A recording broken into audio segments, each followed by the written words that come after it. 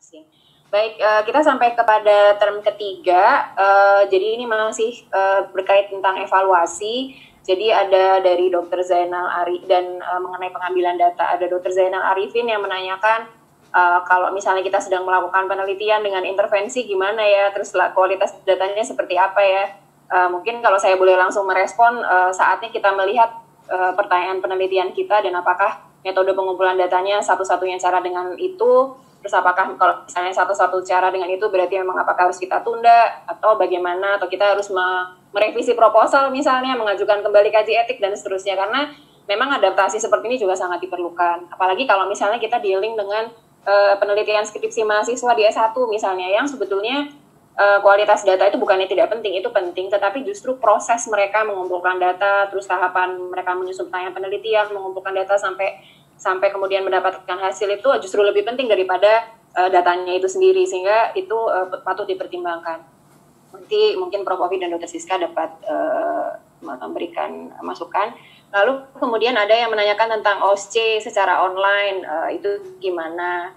Lalu kalau mungkin Dr. Siska, ini ada dua yang menanyakan dari Dr. Hildebrand dan Dr.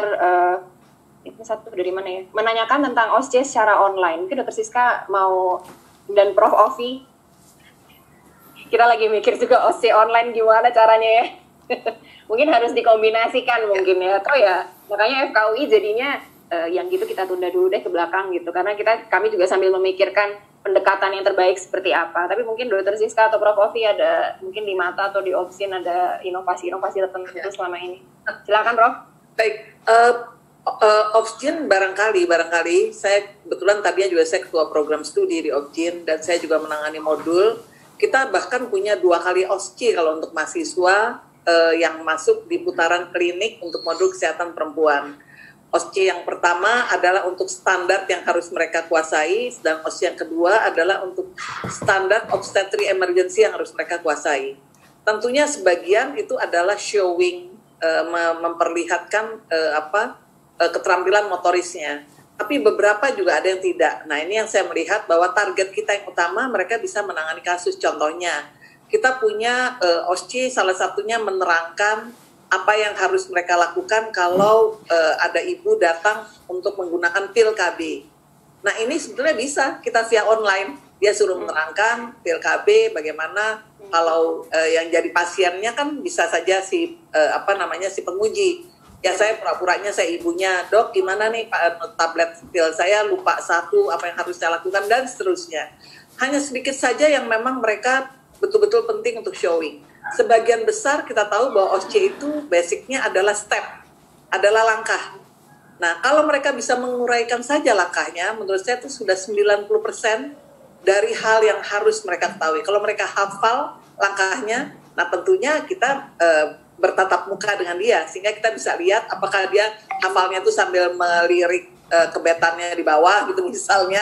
Kan ini soal tatap muka. Jadi kalau tatap muka kita bisa lihat bahwa dia lancar menguraikan, karena ada dalam OSCE itu kan performance, 30% nilai itu adalah dari profesionalisme, cara dia bertutur pada pasien. Nah itu yang lebih kita gali.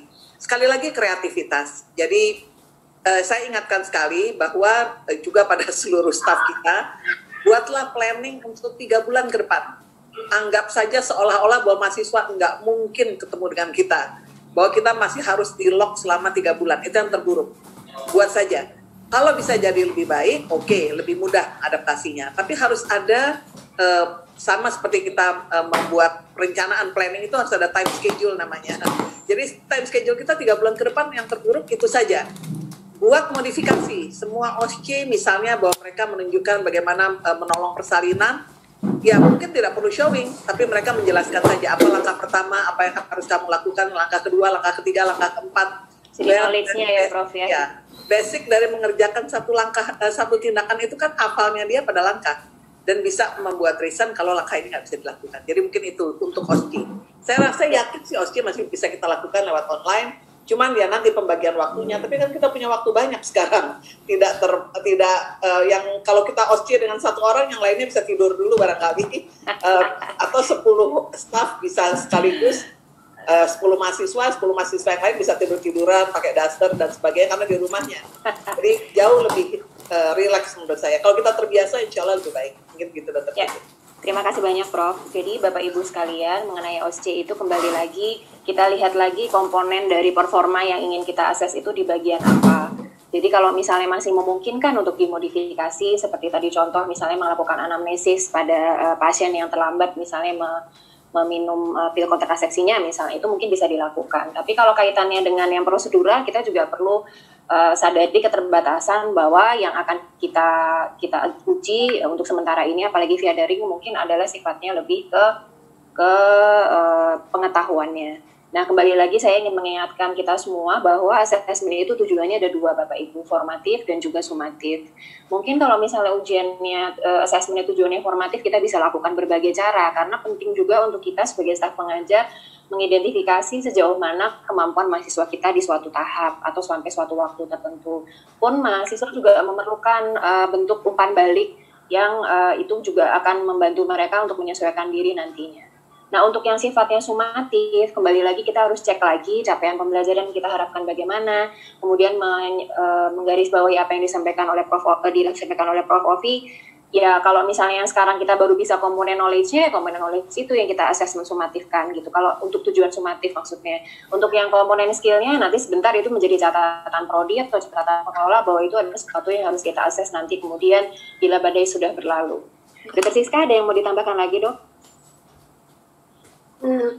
Rasanya sudah terangkum semua ya, Dokter Pipin. Kita sih rencananya akan menjadwalkan ulang di akhir semester kalau memungkinkan gitu. Jadi kita lagi exercise. Ya, exercise apa kalau begini gimana, kalau begitu gimana gitu. Metode 2 minggu, 2 bulan dan sebagainya gitu. Kita coba. Ya, karena kalau di kita itu kalau OSCE pada prodi S1 itu memang betul-betul keterampilan klinik. Jadi memang dan memang tujuannya adalah shows how. Jadi ujiannya pun memang ya seperti itu layaknya. Namun jika misalnya pada akhirnya tidak memungkinkan, ya berarti capaian pada modul KKD berarti kan harus diturunkan mungkin levelnya. Berarti nanti kemudian pada saat dia nanti masuk ke semester berikutnya kita punya catatan bahwa di KKD dia baru sampai sini. Berarti nanti di saat dia masuk semester 7 mungkin kita adakan lagi di CP atau bagaimana begitu. Rasanya sih itu semua nanti ya akan banyak PR ke belakang, namun ya itu tadi ya kita lakukan sesuai dengan apa yang ingin kita ukur dan apa yang ingin kita capai pada modul tersebut. Terima kasih banyak Dr. Siska. Jadi tadi seperti yang juga sudah diulas oleh Prof. Ovi, adaptasi ini mungkin pasti akan punya domino effect ke belakang Bapak Ibu. Jadi adaptasi yang kita lakukan sekarang, baik dari sudut pandang capaian pembelajaran, teaching, learning, dan assessment-nya, itu ternyata juga kita harus pikirkan apakah itu bisa diselesaikan dalam waktu. Tadi Prof. Ovi mengusulkan 3 bulan gitu, karena mungkin kayaknya filmnya juga akan sampai 3 bulan. Dan arahan untuk yang masa daruratnya juga sampai 29 Mei sampai saat ini. Terus kemudian konsekuensinya ke belakang apa? Karena tujuan utama kita pastinya tetap akan mengupayakan memastikan mahasiswa itu mencapai kompetensi yang diharapkan pada saat mereka kita luluskan nanti. Nah, tinggal sekarang kita bagaimana mengutak-atik dan melakukan berbagai adaptasi yang diperlukan. Dan adaptasinya tidak terbatas pada teaching learning dengan PJJ, tetapi adaptasi terhadap semua aspek dari program pendidikan.